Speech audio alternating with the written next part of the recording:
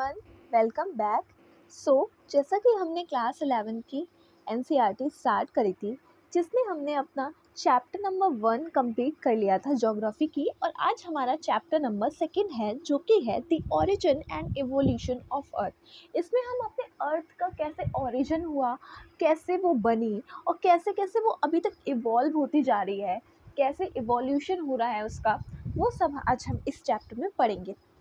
इसमें क्या होता है कि पहले मैं आपको एक्सप्लेन कर देती हूँ कभी कभी, या फिर पहले मैं रीड करती हूँ लाइन, उसके बाद आपको एक्सप्लेन करती हूँ, क्योंकि मैं वर्ड बाय वर्ड एकदम एक्सप्लेन करती हूँ तो उसके लिए मुझे वो लाइन को समझना एकदम ज़रूरी हो जाएगा, इसलिए मुझे रीड करना पड़ता है। वरना क्या है कि ऐसे समरी तो पता है, ऐसे समरी की तरह तो मैं आपको बता दूँ, बट लाइन टू लाइन एकदम मतलब बताने के लिए वो लाइन्स पढ़नी पड़ती है। ठीक है, स्टार्ट करते हैं हम।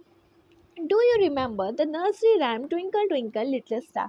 तो क्या आपको याद है जो हमारी नर्सरी की राइम थी, twinkle twinkle little star, how I wonder what you are, वो वाली? क्या आपको अभी भी याद है? मुझे तो अभी भी याद है। The starry nights have always attracted us since the childhood. और ये जो नाइट्स थी ये हमेशा से हमें हमारे चाइल्डहुड में अट्रैक्ट करती रहती थी, कि हमारे दिमाग में बहुत ज़्यादा इन स्टार्स को देख के क्वेश्चन आते रहते कि क्या कहते, कैसे हमारे ये स्टार बने होंगे, कैसे हमारा ये एग्जिस्टेंस में आए होंगे, क्या इनका कोई एंड है, कितने स्टार हैं हमारे, ये टाइप के क्वेश्चंस मेरे दिमाग में तो आते रहते थे, आपके भी ज़रूर आते होंगे। और इस बुक में भी लिखा है कि आते होंगे, इसका मतलब कि उनके दिमाग में भी आए होंगे, तो ये यूनिवर्सल हो गया है, सब बच्चों के दिमाग में आते होंगे। यही सेम इसमें लिखा हुआ है कि नाइट हमें अट्रैक्ट करती थी बचपन से ही। You may also have thought of these star and have numerous question in your mind. और इन स्टार्स के बारे में अपने दिमाग में बहुत ज़्यादा थॉट्स होंगे और बहुत ज़्यादा क्वेश्चंस अपने दिमाग में आते होंगे। क्वेश्चंस कैसे कैसे, जैसे कि कैसे, how many stars are there in the sky, कितने स्टार्स हैं आखिर स्काई में, और इनका जो एग्जिस्टेंस है ये कैसे आए हैं, कैसे इनका एग्जिस्टेंस हुआ है, और क्या कोई भी इन स्काई के एंड तक पहुंच सकता है कि नहीं पहुंच सकता है। Maybe many more questions are still there in your mind. और बहुत सारे और भी क्वेश्चंस आपके दिमाग में आते ही होंगे। In this chapter, you will learn how these twinkling stars were formed. With that, you will eventually also read the story of origin and evolution of Earth. और इस चैप्टर में हम पढ़ेंगे कि कैसे हमारे ये स्टार्स का फॉर्मेशन हुआ है, कैसे ये बने हैं, और कैसे हमारा जो अर्थ है उसका ओरिजिन हुआ है, क्या स्टोरी है इसके पीछे, कि कैसे हमारा अर्थ ओरिजिन हुआ है और कैसे उसका एवोल्यूशन हुआ है। तो ये सब हम पढ़ेंगे। ओरिजिन मतलब कैसे बनी है, कैसे एग्जिस्टेंस में आई। ठीक है, ये सब हम पढ़ेंगे। अब कुछ थ्योरीज के थ्रू हम पढ़ेंगे, जो पुरानी थ्योरीज हैं ओरिजिन ऑफ अर्थ के बारे में। जैसे कि इसमें बहुत ज़्यादा फिलोसफर्स ने, बहुत ज़्यादा साइंटिस्ट ने अलग अलग टाइप की डिफरेंट हाइपोथेसिस दिए हैं अपने अर्थ के ओरिजिन के लिए। वही यहाँ पे लिखा है, अ large number of hypothesis were put fourth by different philosophers and scientist regarding the origin of अर्थ। अलग अलग साइंटिस्ट ने, अलग अलग फिलोसफर में अलग अलग लार्ज नंबर ऑफ हाइपोथेसिस दिए हैं हमारी अर्थ के ओरिजिन के बारे में। और हमारे एक जो one of the earlier and popular argument was by German philosopher Emmanuel can't. बहुत ज़्यादा आए हैं, बट एक जो बहुत ज़्यादा पॉपुलर है और एंशियंट भी है, वो हमारे जर्मन साइंटिस्ट थे इम्यूनल कांट, उनके द्वारा आया था। और उसके बाद में जो हमारे मैथमेटिशियन थे लाप्लास, उनने इसको, यही वाले जो इम्यूनल कांट ने हाइपोथेसिस दिया था, उसको ही उन्होंने रिवाइज किया था, और रिवाइज करके फिर हमें बताया था। और इस को हम बोलते हैं नेबुलर हाइपोथेसिस। इस हाइपोथेसिस को क्या बोलते हैं हम? Nebular hypothesis. और ये हाइपोथेसिस कंसिडर करता है that the planets were found out of a cloud material associated with the young full sun which was slowly rotating.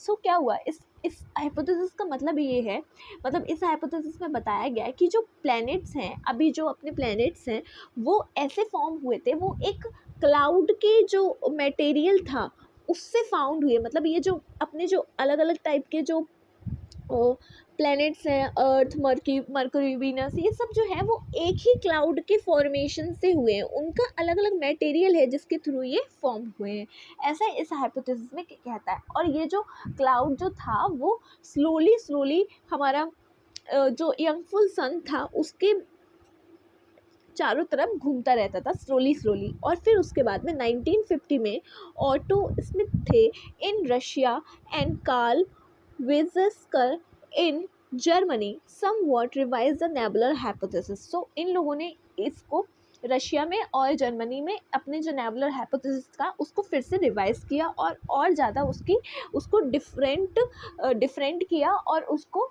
Detail में और एक्सप्लेन किया।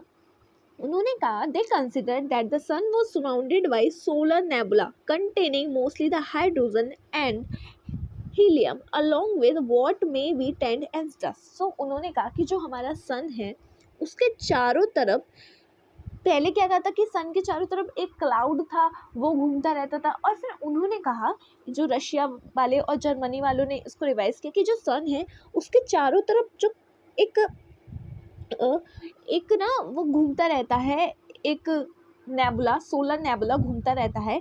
और वो किसका बना हुआ है? वो मोस्टली हाइड्रोजन और हीलियम का बना हुआ है। ठीक है, सो इन्हें ये कहते रहते थे कि वो हाइड्रोजन और हीलियम का बना है और कुछ कुछ उसमें डस्ट भी है। ठीक है, सो ये ऐसे बना हुआ है। The friction and the collision of particles led to formation of disc shape cloud and planet. So उसमें फ्रिक्शन होता रहा। जब फ्रिक्शन होने के बाद में हमारा एक डिस्क शेप का क्लाउड फॉर्म हो गया। ठीक है, डिस्क शेप का जब क्लाउड फॉर्म हो गया एंड उसके थ्रू ही हमारा जब फिर उसके बाद में प्रोसेस हुई एक्रेशन की, उसके बाद हमारा उसी डिस्क शेप क्लाउड से हमारा जो थे ये जो प्लैनेट्स थे उनका फॉर्मेशन हो गया। उसमें बहुत ज़्यादा फ्रिक्शन हुई, बहुत ज़्यादा कोलिजन हुआ। सो इन सारी चीज़ों के बाद में, ठीक है, however scientists in later period took up the problem of origin of universe rather than that of just the earth or the planet। however जो साइंटिस्ट थे उन्होंने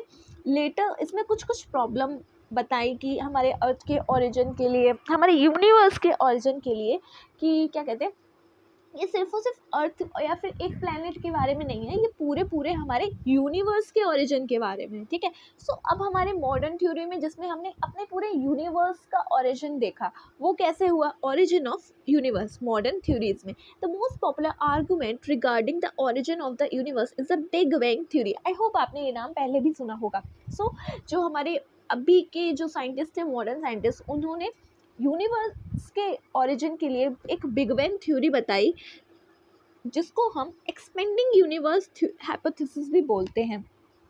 इसको हम एक्सपेंडिंग यूनिवर्स हाइपोथेसिस भी बोलते हैं।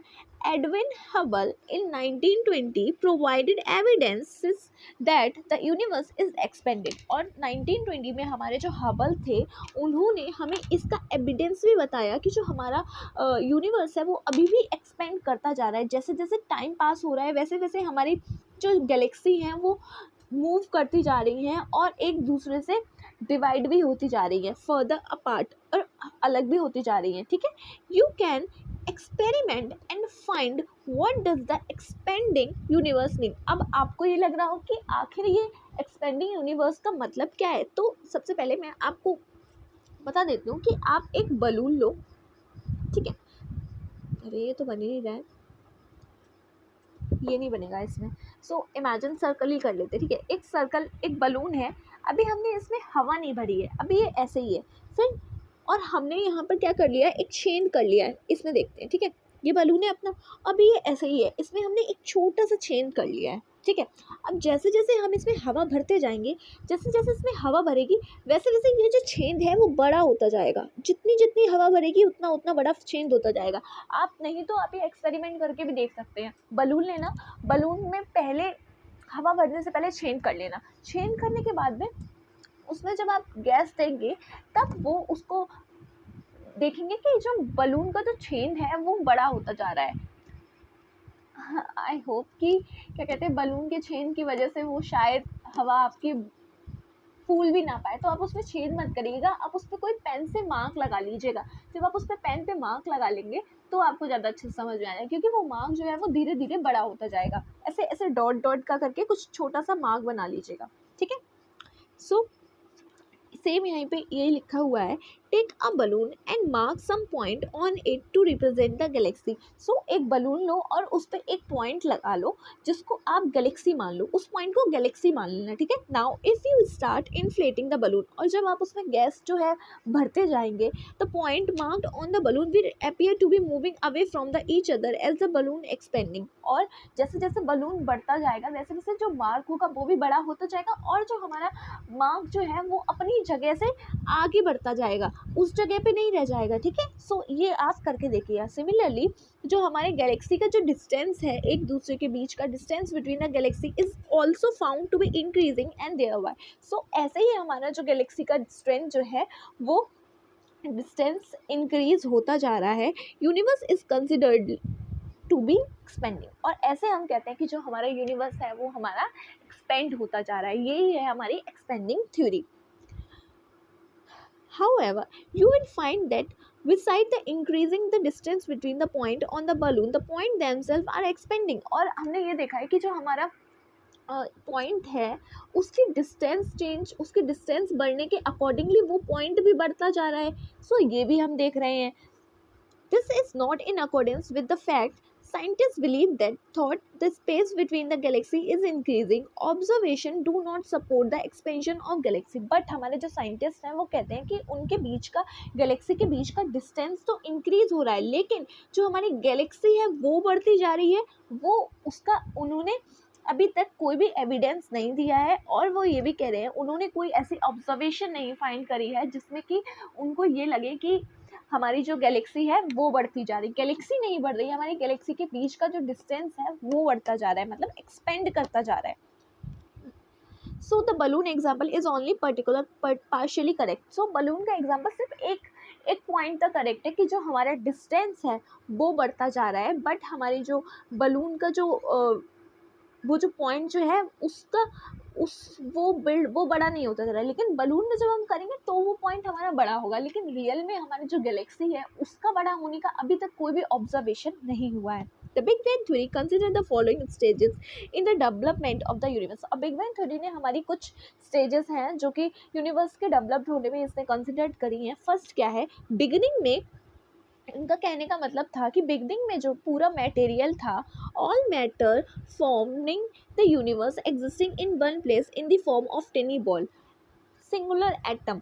एक सिंगल एटम की तरह हमारा सबसे पहले एक मटेरियल था पूरा सिंगुलर एटम, जिसमें कि with unimaginably small volume, infinite temperature and infinite density, जिसका स्मॉल वॉल्यूम था, जिसका इन्फाइनाइट टेम्परेचर था और इन्फाइनाइट डेंसिटी था। जो वो हमारा एक टाइप से टिनी वो था ना, क्लाउड टाइप का, उसका ये था। At the big bang the tiny ball, जो बिग बैंग थी, जो टिनी वॉल थी, एक्सप्लोडेड वॉलेंटली। उसके बाद उसमें एकदम ब्लास्ट हो गया।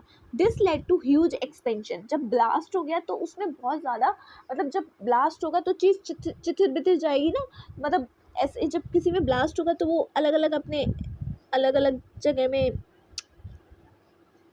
फैल जाएगी, तो उसमें बहुत ज़्यादा एक्सपेंशन हो गया। This is now generally accepted that the event of big bang took place 13.7 billion year before the present. और ये भी कहा जाता है कि जो हमारा बिग बैंग जब हुआ तब वो हमारा 13.7 बिलियन ईयर पहले ये सब हुआ था, आज के प्रेजेंट टाइम से। The expansion continuous even to the present day. और जो एक्सपेंशन ये है ये कंटिन्यूअस होता जा रहा है, बल्कि आज तक भी। As it grow some energy was converted into matter. और जैसे जैसे ये बढ़ता जा रहा है वैसे वैसे हमारी जो कुछ एनर्जी है वो हमारी कन्वर्ट होती जा रही है मैटर में। देयर वो particularly rapid expansion within fraction of second. और इसमें पर्टिकुलरली रैपिड एक्सपेंशन हो रहा है within fraction of second after the bang. So जैसे ही जब उसमें ब्लास्ट हुआ उसके बाद में फ्रैक्शन होने लगा उनका एक्सपेंशन में, वो भी सेकेंड्स के अंदर ही उसमें फ्रैक्शन होने लगा, उसमें रैपिड एक्सपेंशन होने लगा। ये ब्लास्ट होने के बाद thereafter the expansion has slowed down, उसके बाद में जब हमारा पहले बहुत जल्दी जल्दी एक्सपेंशन होने लगा, फिर थोड़ी टाइम के बाद वो एक्सपेंशन जो है हमारा धीरा हो गया, स्लो डाउन हो गया। विद इन फर्स्ट 3 मिनट्स में हमारा जो बिग बैंग इवेंट था, first atom began to form, और जो हमारा पहला फर्स्ट 3 मिनट्स में हमारा जो पहला एटम था वो बनना शुरू हो गया, बिगेन टू फॉर्म। ठीक है, so within 3 lakh years from the big bang temperature drops, और उसके बाद में 3 लाख ईयर्स के बाद में हमारा जो टेम्परेचर था उसका ड्रॉप हो गया 4500 केल्विन, इतना ड्रॉप हो गया हमारा टेम्परेचर, जिससे कि हमारा राइज टू एटॉमिक मैटर को राइज करने को मिल गया था। यूनिवर्स बिकेम ट्रांसपेरेंट, और फिर हमारा यूनिवर्स जो है वो ट्रांसपेरेंट हो गया। ठीक है, सो ये थी हमारी universal expansion big bang theory के जो कंसिडर्ड किए गए वो पॉइंट्स, 3 पॉइंट्स जो स्टेजेस थे वो थे। The expansion of universe means increase in space between the Galaxy, और एक्सपेंशन ऑफ यूनिवर्स का मीन्स ये है कि जो हमारे गैलेक्सी के जो बीच में स्पेस है वो इंक्रीज होता जा रहा है। एक्सपेंशन का मतलब ये नहीं है कि हमारी गैलेक्सी बड़ी होती जा रही है, एक्सपेंशन का मतलब ये है कि उनके बीच का जो स्पेस है, हमारी यूनिवर्स में तो अलग अलग टाइप की गैलेक्सी है ना, सो उन गैलेक्सी के बीच का जो स्पेस है वो बढ़ता जा रहा है। एक्सपेंशन का मतलब ये है। An alternative to that this was Hoyle's concept of steady state, उसका बिग बैंग थ्योरी का जो अल्टरनेटिव था वो क्या था, हमारे जो होलीज थे उनका कॉन्सेप्ट था steady state. It consider the universe to be रफली the same at any point of time. इसमें क्या कहते हैं, जो हमारा यूनिवर्स है वो हर एक टाइम सेम ही था। However with greater evidence became available about the expansion universe, scientific community at present favour argument of expanding universe. So क्या कहते थे, जो होबी थे उनने कहा था कि जो हमारा गैलेक्सीज हैं और जो सारी गैलेक्सीज वो सिर्फ और सिर्फ अपनी जगह पर है, वो कोई भी एक्सपेंड नहीं कर रही हैं, बट ऐसा कोई एविडेंस नहीं मिला, और हमारा एविडेंस मिला है कि एक्सपेंड करने का, उनके बीच की डिस्टेंस बढ़ने का एविडेंस मिला है। तो जिस वजह से हमारे जो अभी के जो साइंटिस्ट हैं वो हमारी बिग बैंग थ्योरी पर ज़्यादा बिलीव करते हैं, ना कि हमारी ये वाली थ्योरी पर। सो द स्टार फॉर्मेशन, अब हमारा जो स्टार है उसका फॉर्मेशन कैसे हुआ, ये तो रहा यूनिवर्स का फॉर्मेशन, अब हमारे स्टार का फॉर्मेशन कैसे हुआ। तो distribution of matter and energy was not even in the early universe. So हमारे जो मैटर का और एनर्जी का डिस्ट्रीब्यूशन होता है वो अर्ली यूनिवर्स जब बना था तभी से नहीं होने लगा था। These initial density difference gave rise to differences in gravitational forces and it caused the matter to go drawn together. So क्या हुआ, जब initial density difference होने लगा तब हमारे जो डिफरेंस ग्रेविटेशनल फोर्सेस होने लगे। सो इन सारी चीज़ों ने मिलकर हमारे मैटर को बनाया है, जिससे कि हमारा मैटर जो है फिर जाके हमारा बना है, एकदम से नहीं बन गया था। ठीक है, these form the base for the development of Galaxy, और इनका जो फॉर्मेशन हुआ, हमारे जो ये जो मैटर का फॉर्मेशन होना ही हमारा बेस था हमारे यूनिवर्स का फॉर्मेशन होना। ठीक है, a galaxy contain a large number of star, और हमारी जो एक गैलेक्सी है वो बहुत ज़्यादा स्टार्स कंटेन करती है। एक हमारा स्टार हमारा सन है, तो मानो हमारी गैलेक्सी में बहुत ज़्यादा अलग अलग टाइप के स्टार होते हैं। अब क्या होता है, एक यूनिवर्स होता है, यूनिवर्स में बहुत ज़्यादा अलग अलग गैलेक्सीज़ हैं। ठीक है, अलग अलग टाइप की गैलेक्सीज़ हैं, हमें नहीं पता कितनी गैलेक्सीज़ हैं क्या। अब एक गैलेक्सी के अंदर अलग अलग टाइप की गैलेक्सी है। ठीक है, अब एक गैलेक्सी के अंदर अलग अलग टाइप के स्टार्स हैं, जैसे कि हमारा सन।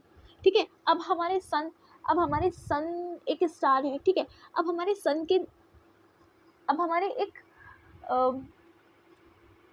सन के अंदर भी हमारे अलग अलग टाइप के प्लैनेट्स हैं, वो उसके रिवॉल्व घूमते रहते हैं। ठीक है, सो ये था हमारा, ऐसे ये पूरा सिस्टम ऐसे वर्क करता है।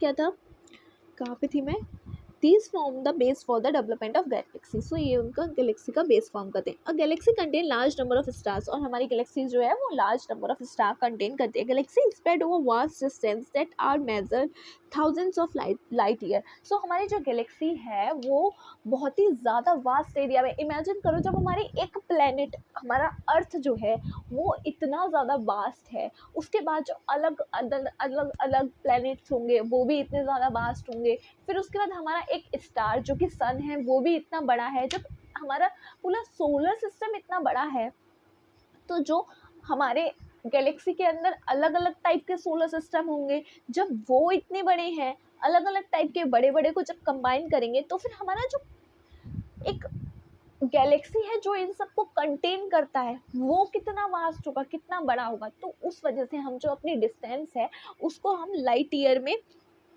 मेज़र करते हैं। The diameter of individual Galaxy ranges from, हमारे एक गैलेक्सी का डायमीटर अराउंड इतना है 80,000 से 150,000 तक हमारा किसी भी गैलेक्सी का डायमीटर है। डायमीटर क्या होता है? दिस इज सर्कल, वाइट, एक सेकेंड,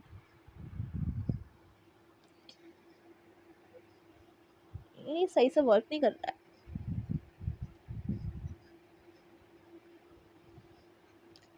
दिस इज सर्कल, ठीक है, इमेजिन दिस इज सर्कल, और ये जो होता है पूरे सेंटर से हमारा ये जो पूरी लाइन, इसको हम डायमीटर कहते हैं। ये पूरी लाइन कहीं से भी कर लो, ये पूरी लाइन जो हमारी ये पूरी ऐसी लाइन हो जाएगी, ये हमारी डायमीटर हो जाएगी, ठीक है। सो ये जो है हमारा कितना है 80,000 से 150,000 लाइट ईयर्स।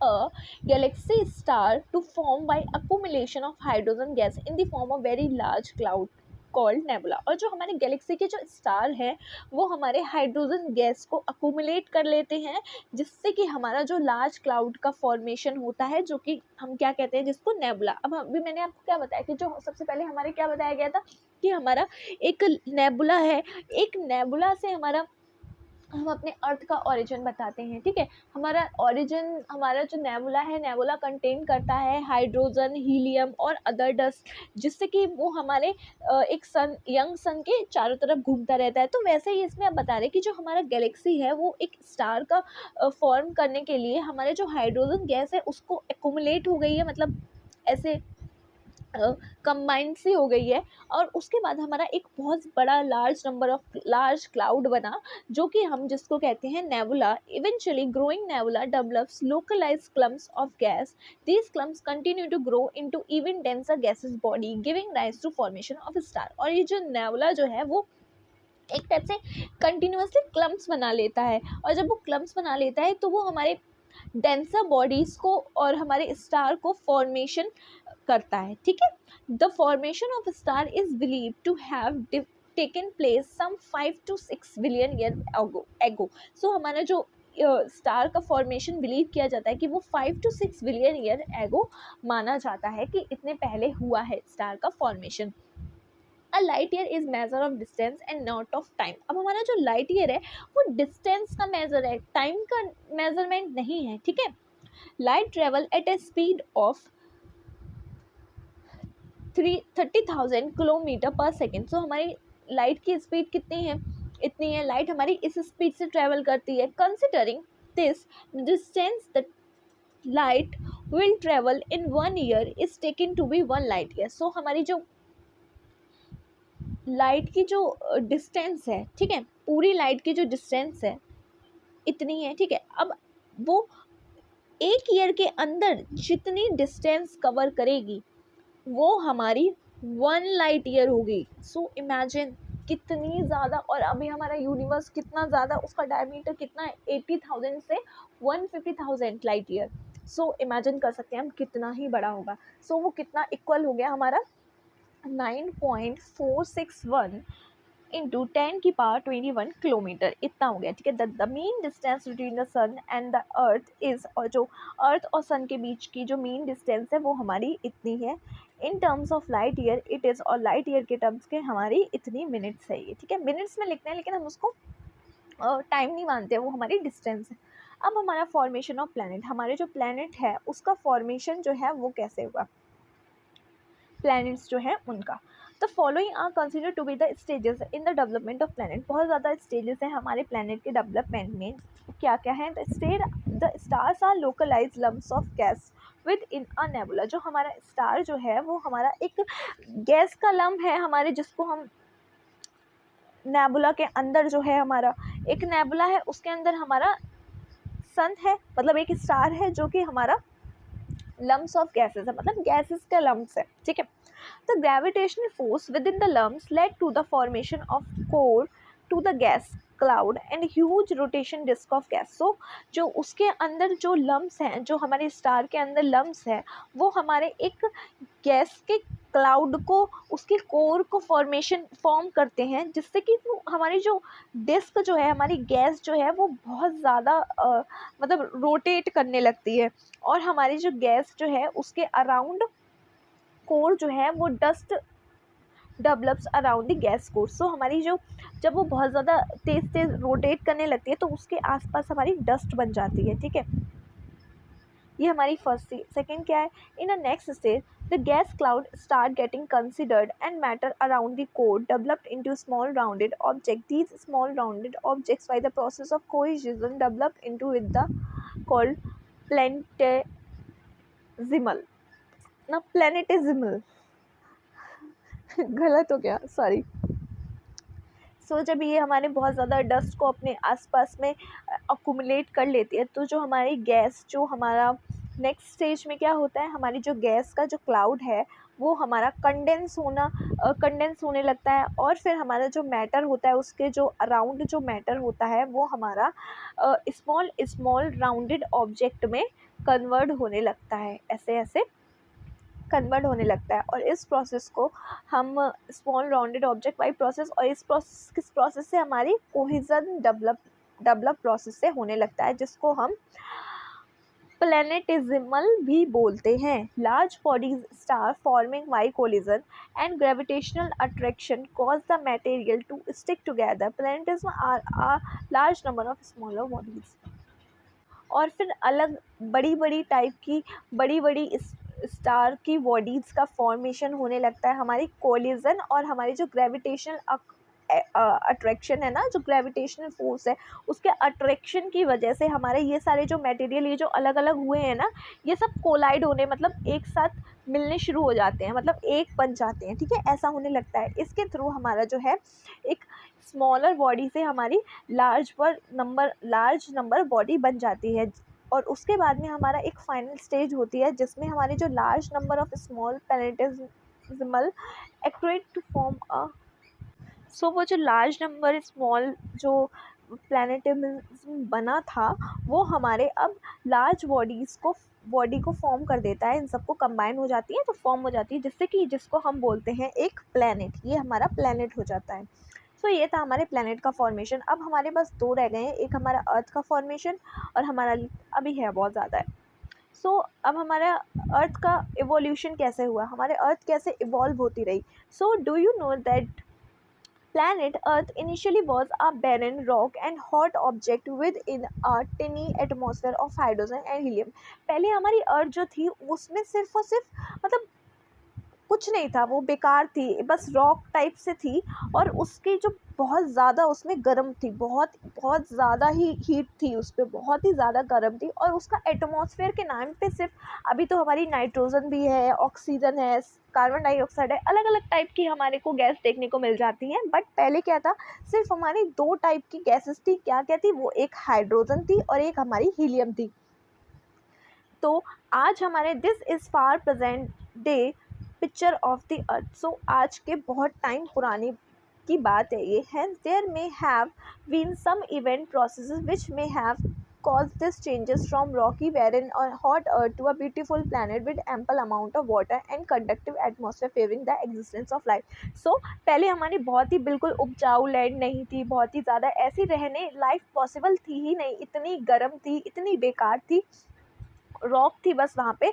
सो उससे आज तक जो हमारी इतनी सुंदर अर्थ हो गई है, हमारी इतनी ग्रीनरी हो गई है, हमारा एटमॉस्फेयर इतना अच्छा हो गया है। सो ये सब हमारा कैसे हुआ, कैसे ये सब चेंज हुआ अभी तक।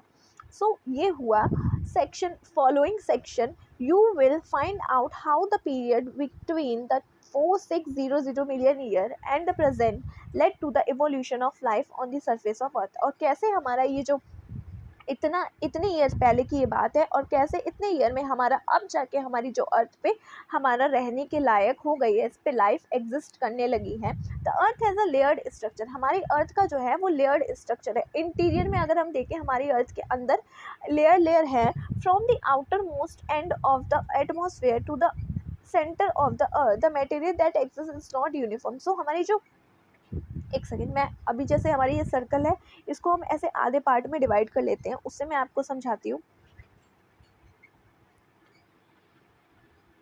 इमेजिन दिस, ये हमारे अंदर का पोर्शन है अर्थ का, हमारी अंदर की पोर्शन में हमारी अर्थ को ऐसे हमारी लेयर्ड पार्ट्स में डिवाइड किया गया। अब ये हमारी किसी भी उसका हम ऐसे अभी 3D में तो बता नहीं सकते, तो ये जो सेंटर में होगा ये वाला हमारा सेंटर है, ठीक है। सो अब इसमें वही यहाँ पे लिखा हुआ है,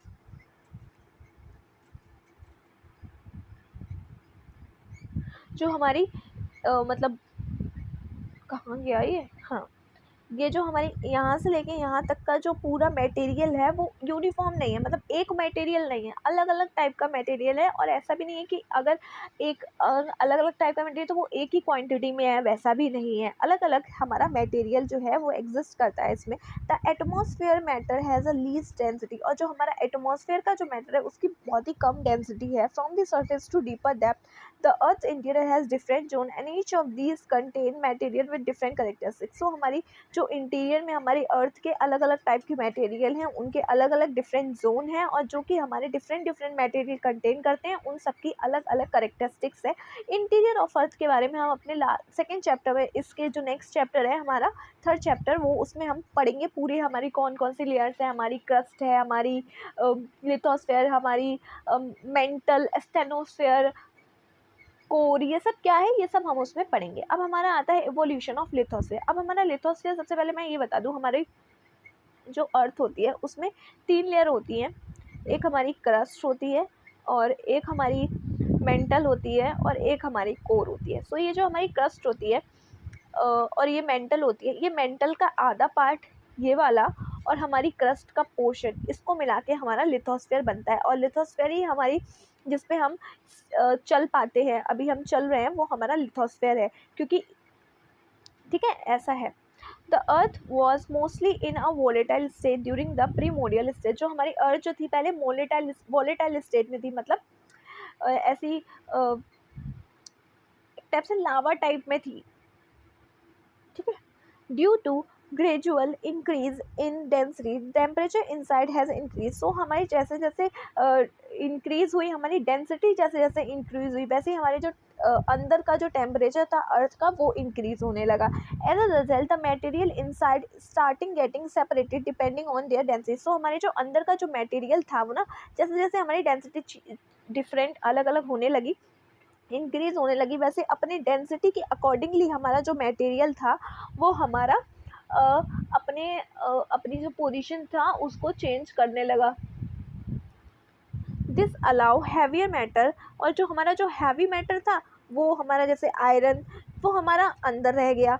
तो ऐसे होता है, अगर कुछ भी चीज़ होती है तो जो हमारी हैवी चीज़ होती है वो हमारी नीचे बैठ जाती है ना, अगर हम कुछ भी करते हैं हमारी हैवी चीज़ नीचे बैठ जाती है, और जो उससे हल्की चीज़ होती है वो ऊपर आ जाती है। तो वैसे ही हमारी आयरन जो था वो बहुत ज़्यादा हैवी था, तो वो सिंक कर गया, मतलब वो नीचे चला गया, वो हमारी सेंटर में चला गया अर्थ के। और जो लाइटर वाला जो था वो हमारी सरफेस पे आ गया, लाइटर वाला जो भी मटेरियल था। With passage of time it cooler further and solidify and consider into smaller size, और थोड़े टाइम के बाद में वो हमारी कूल हो गई और सॉलिडिफाई हो गई, तो हमारा एक स्मॉल साइज बन गया। This later led to the development of outer surface in the form of crust. So हमारा, जिससे अभी मैंने ये बताया, हमारी अर्थ के हमारी क्रस्ट की 3 लेयर होती है, एक क्रस्ट होती है, एक मेंटल होती है, एक कोर होती है। सो इससे हमारी जो क्रस्ट का फॉर्मेशन हो गया, ठीक है। During the formation of moon, जब हमारा मून फॉर्मेशन हो रहा था, due to the giant impact the earth was further heated up. So हमारा जो मून जो था वो हमारी गेंट इम्पैक्ट से फॉर्म हुआ था, जिसकी वजह से हमारी जो अर्थ थी वो और भी ज़्यादा हीट होने लगी, और भी हीटअप हो गई। It It is through the process of differentiation that the earth forming material got separated into different layers. इसकी वजह से जो हमारा अर्थ का जो मटेरियल था वो डिफरेंट डिफरेंट लेयर्स में डिवाइड हो गया, जैसे कि 3 लेयर में डिवाइड हो गया. Starting from the surface of the central part, we have layered like the crust, mantle, outer core and inner core. जैसे मैंने अभी आपको बताया, from the crust to the core, the density of material increases. और जैसे जैसे हम core में जाते रहते हैं वैसे वैसे हमारी डेंसिटी जो है मटेरियल की इंक्रीज हो जाती है. We shall discuss in the depth of the property each of this layer in next chapter. Next chapter में हम इन सबकी प्रॉपर्टी बारे में पढ़ेंगे. अब हमारा एटमॉस्फेयर और हमारे हाइड्रोस्फेयर का एवोल्यूशन और हमारी लाइफ का एवोल्यूशन कैसे हुआ. अब हमारा एटमॉस्फेयर का ओरिजिन कैसे हुआ. The present composition of the earth atmosphere is chiefly contributed by nitrogen and oxygen. जो हमारा अभी का जो composition है, हमारा अर्थ जो है वो ज़्यादातर कंटेन क्या करता है, हमारा नाइट्रोजन और हमारा ऑक्सीजन ज़्यादा कंटेन करता है. But you will dealing with the composition and structure of earth atmosphere in chapter 8. और हम अपना जो अर्थ का स्ट्रक्चर कैसा है एटमॉस्फेयर का, ये सब हम अपने चैप्टर 8 में पढ़ेंगे.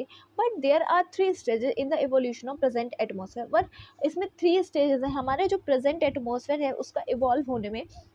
The first stage is marked by the loss of pre model atmosphere. जो हमारा पहला स्टेज है उसमें हमारा जो पुराना वाला जो एटमॉस्फेयर था उसका लॉस होना, उसका ख़त्म होना शुरू हुआ. उसके बाद में सेकेंड स्टेज में हमारा जो हॉटर इंटीरियर ऑफ अर्थ था, मतलब जो हमारा अर्थ का इंटीरियर था वो बहुत ज़्यादा गर्म था, जो कंट्रीब्यूट करता था हमारे, इसने हमारे जो एटमॉस्फेयर के जो अंदर वाला जो पार्ट है इंटीरियर ऑफ अर्थ है उसने हमारा कंट्रीब्यूट करा हमारे एटमॉस्फेयर को फाउंड करने में. हमारा जो एटमॉस्फेयर है वो कहीं बाहर से नहीं आया, हमारे जो अर्थ के अंदर है, अंदर जो क्रस्ट मेंटल वाला पार्ट था वहाँ से जो मटेरियल था उसके अंदर, उस मटेरियल से आया. डेंसिटी के अकॉर्डिंग जो हमारा आयरन वगैरह जो हमारा हैवी मटेरियल था वो नीचे आने लगा, और जो हमारा ज़्यादा लेस डेंसिटी वाला जो मटेरियल था वो हमारा सरफेस पे आने लगा.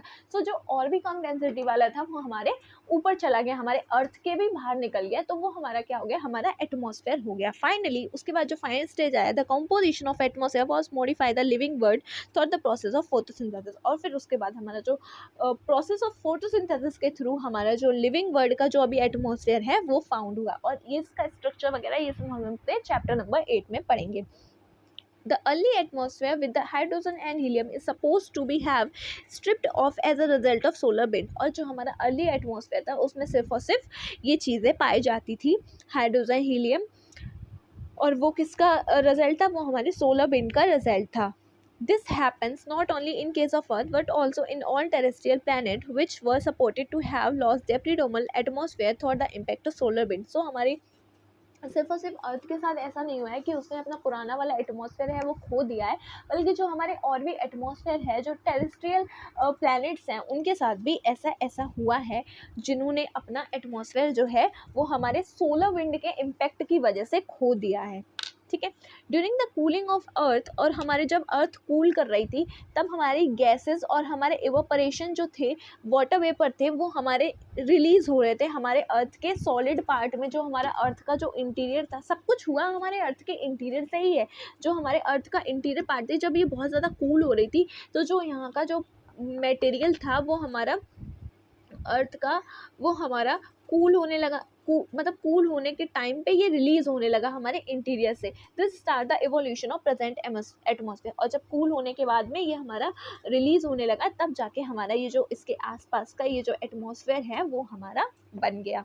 The early atmosphere largely contain water vapour, nitrogen, carbon dioxide, methane, ammonia and very little of free oxygen. पहले जो हमारा एटमॉस्फेयर था वो हमारा सिर्फ ये कंटेन करता था और सिर्फ थोड़ा सा हमारा ऑक्सीजन कंटेन करता था. बट हमारी प्रोसेस हुई, the process through which the gas were outpoured from the interior is called degassing. और जो हमारी अर्थ के इंटीरियर से हमारी गैसेस का निकलना हमारा डिगेशन प्रोसेस कहलाता है, जो कि कंटिन्यूसली वॉल्केनिक इरप्शन होते रहे, और जिसकी वजह से हमारा जो वाटर वेपर था, वो हमारी जो गैसेस थी वो हमारे एटमॉस्फेयर में आती रहीं और हमारी अर्थ जो है वो कूल हो गई, हमारा वाटर वेपर रिलीज़ करती थी हमारी, और हमारी अर्थ कंडेंस करती थी. जिससे कि हमारा, जब देखो क्या होता है, ये बारिश कैसे होती है, कंडेंसेशन कैसे होता है, ये हम अपने आने वाले चैप्टर में इसी पार्ट की बुक में पढ़ेंगे. तो क्या होता है, जब हमारी कोई भी चीज़ होती है, जब हमारी वेपर में जब कुछ कन्वर्ट हो जाता है, वेपर में जब ऊपर चल के कन्वर्ट हो जाता है तो वो हमारी ड्रॉपलेट्स की तरह बारिश हो जाती है, रेनिंग सीजन हो जाती है, बहुत टाइम तक बारिश होती रही जिससे कि हमारी अर्थ जो है वो ठंडी पड़ गई।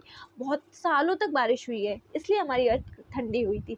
सो ये सब होने के बाद, बारिश वारिश होने के बाद, कंडेंस होने के बाद में हमारा वाटर वेपर जब रिलीज हुआ, उसके बाद हमारा जब कंडेंस हुआ वाटर वेपर हमारा कहाँ से रिलीज हुआ, हमारे इंटीरियर ऑफ अर्थ में जब कंडेंस हुआ तो हम वो रिलीज हुआ, रिलीज होने के बाद में हमारा कंडेंस हुआ, कंडेंस होके मतलब जब कंडेंस होता है तो बारिश हुई उससे।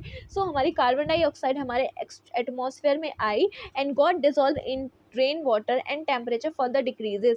सो हमारा जो कार्बन डाइऑक्साइड है वो हमारी जो जब बारिश हो रही थी तो बारिश के पानी के साथ में डिज़ोल्व हो गई, जिससे कि हमारा जो टेम्परेचर था अर्थ का वो फिर से और भी ज़्यादा कम हो गया, और कम होने के बाद और भी बारिश होने लगी, और भी कंडेंस हो गया एंड मोर रेन्स कॉज। और जैसे जैसे जितनी जितनी आती जा रही थी कार्बन डाइऑक्साइड, उतना उतना हमारा जो टेम्परेचर था वो कम होता जा रहा था और उतनी उतनी हमारी बारिश होती जा रही थी।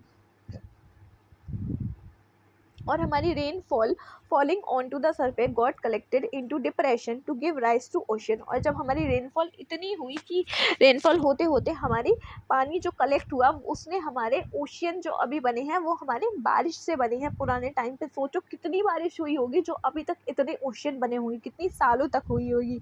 The earth ocean was form with in 500 million year from the formation of earth. और जब हमारी अर्थ बन गई उसके बाद 500 मिलियन ईयर के अंदर ही हमारे जो ओशियंस थे वो बन गए।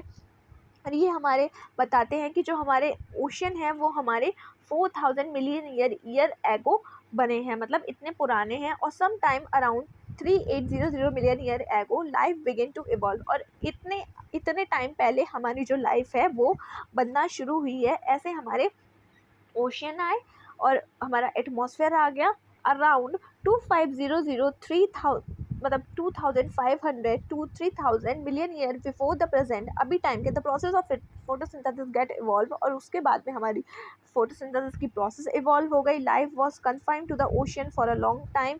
Oceans begin to have the contribution to oxygen through process of photosynthesis. और जब ये ओशियन बन गए, इन्होंने पहले हमारी ओशियन सिर्फ थोड़ी सी, हमारी जो ऑक्सीजन थी वो थोड़ी सी थी क्वांटिटी में। अब जब ओशियन बन गया उन्होंने फोटोसिंथेसिस की प्रोसेस के थ्रू हमारी ऑक्सीजन का कंट्रीब्यूशन करना शुरू कर दिया।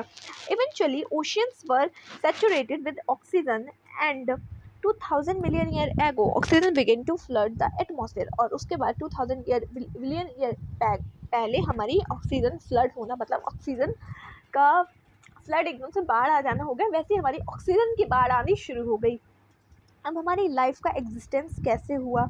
लाइफ का एग्जिस्टेंस हुआ, ये हमारी इवोल्यूशन, अर्थ की इवोल्यूशन का लास्ट फेज़ है, क्योंकि सब कुछ होने के बाद में हमारे लिथोस्फेयर बना, लिथोस्फेयर बनने के बाद हमारा एटमॉस्फेयर बना, हमारा एटमॉस्फेयर बनने के बाद हमारा हाइड्रोस्फेयर बना। इन सब बनने के बाद में हमारा लाइफ का एग्जिस्टेंस हुआ।